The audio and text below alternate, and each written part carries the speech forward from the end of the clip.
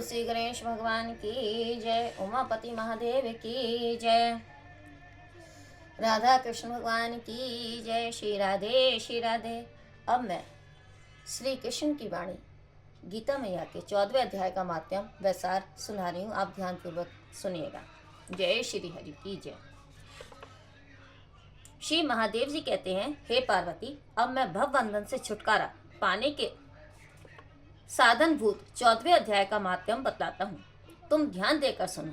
सिंघल द्वीप में विक्रम बेताल नामक एक राजा थे, जो सिंह के समान पराक्रमी और कलाओं के भंडार थे। एक दिन वे शिकार खेलने के लिए उत्सुक होकर राजकुमारों सहित 2 कुतियों को साथ लिए वन में गए। वहां पहुंचने पर उन्होंने तीव्र गति से भागते हुए खरगोश के पीछे अपनी कुतिया छोड़ दी। उस समय सब प्राणियों के देखते देखते खरगोश इस प्रकार भागने लगा मानो कहीं उड़ गया हो। दौड़ते दौड़ते बहुत थक जाने के कारण वह एक बड़ी खंदक गहरे गड्ढे में गिर पड़ा। गिरने पर भी वह कुतिया के हाथ नहीं आया और उस स्थान पर जा पहुंचा जहां का वातावरण बहुत ही शांत था। वहां हरिण निर्भय होकर सब और वृक्षों की छाया में बैठे रहते थे।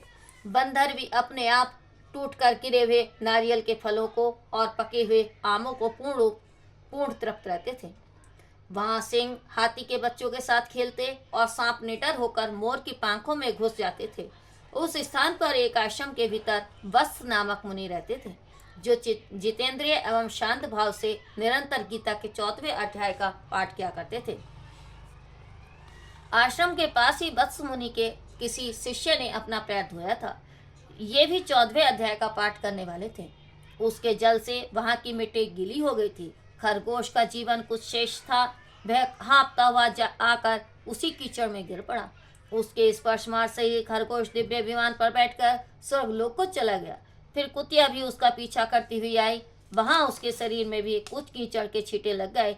फिर भूख प्यास की पीड़ा से रहित हो कुतिया का रूप त्याग कर उसने दिव्यांगना का रमणीय रूप धारण कर लिया तथा गंधर्वों से सुशोभित दिव्य विमान पर आरूढ़ हो वह भी स्वर्गलोक को चली गई। यह देख मुनि के मेधावी शिष्य स्वकंधर हंसने लगे।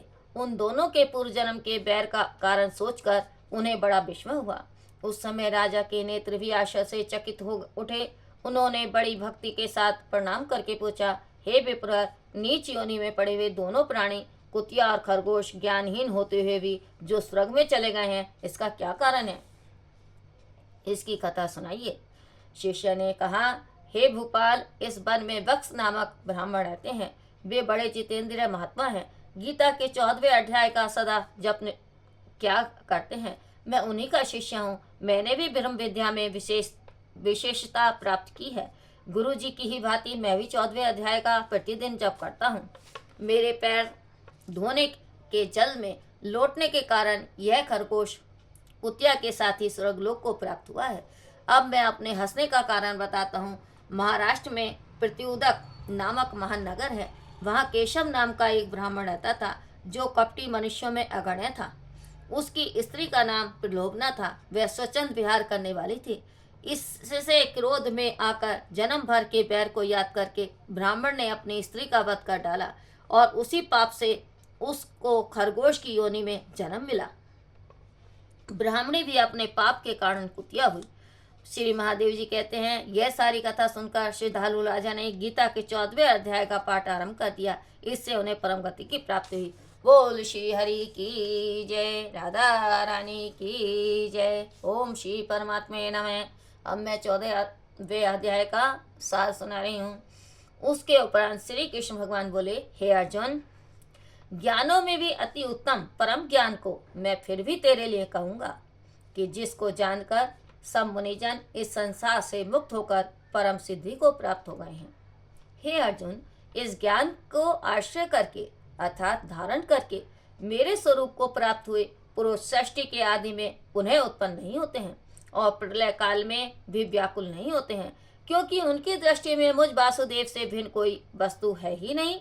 हे अर्जुन, मेरी महत भ्रम रूप प्रकृति अर्थात त्रिगुणमयी माया संपूर्ण भूतों की योनि है, अर्थात गर्भाधान का स्थान है, और मैं उस योनि में चेतन रूप बीज को स्थापन करता हूँ।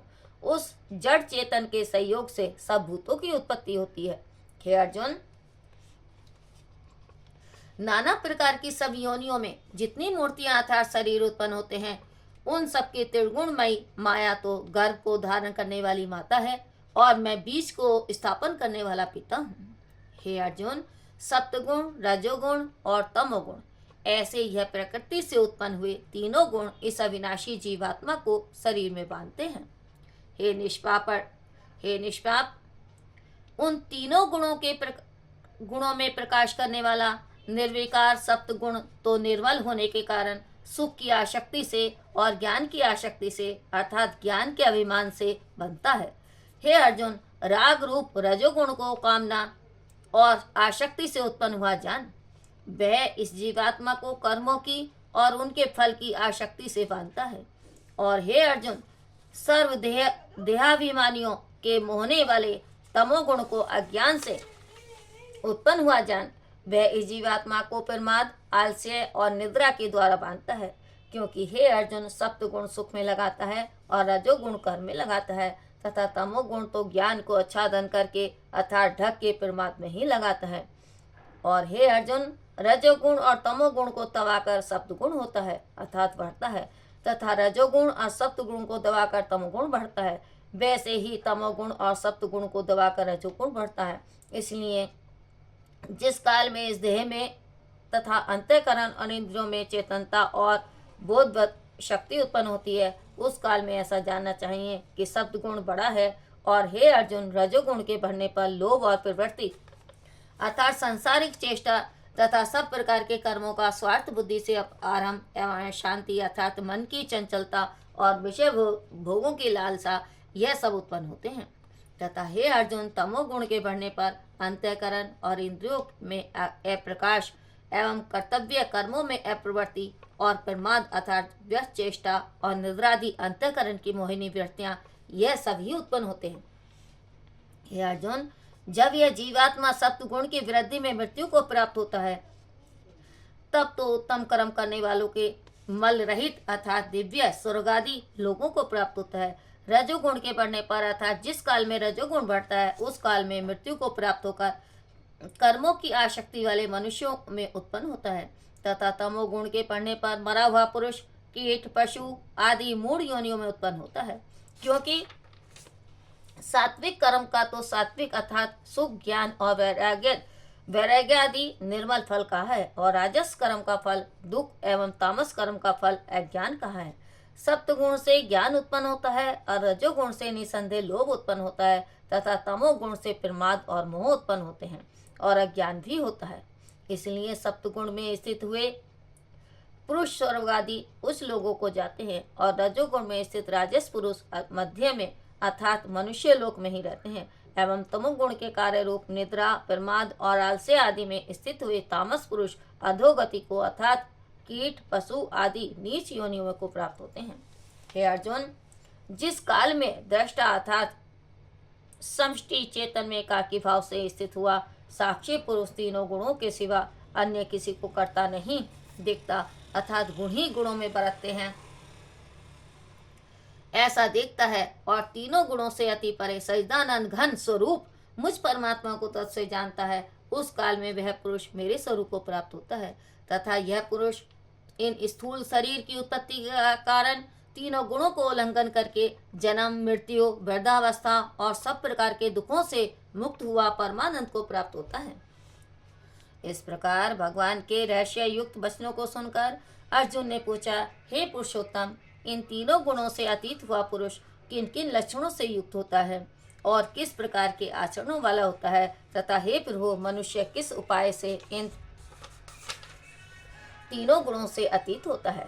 इस प्रकार अर्जुन के पूछने पर श्री कृष्ण भगवान बोले, हे अर्जुन, जो पुरुष सप्त गुण के कार्य रूप प्रकाश को और रजोगुण के कार्य रूप प्रवृत्ति को और तमोगुण के कार्य रूप मोह को भी न तो प्रवृत्त होने पर बुरा समझता है और न निवृत्त होने पर ही उसकी आकांक्षा करता है तथा जो साक्षी के सदृश स्थित हुआ गुणों के द्वारा विचलित नहीं किया जा सकता और गुण ही गुणों में बरतते हैं, ऐसा समझता हुआ जो सच्चिदानंद घन परमात्मा में एकाकी भाव से स्थित रहता है एवं उस स्थिति से चलायमान नहीं होता है, जो निरंतर आत्मभाव में स्थित हुआ दुख सुख को समान समझने वाला है तथा मिट्टी पत्थर और स्वर्ण में समान भाव वाला और धैर्यवान है, तथा जो प्रिय और अप्रिय को बराबर समझता है और अपनी निंदा स्तुति में भी समान भाव वाला है, तथा जो मान और अपमान में सम है एवं मित्र और बैरी के पक्ष में भी सम है, वह संपूर्ण आरंभों में कर्तापन के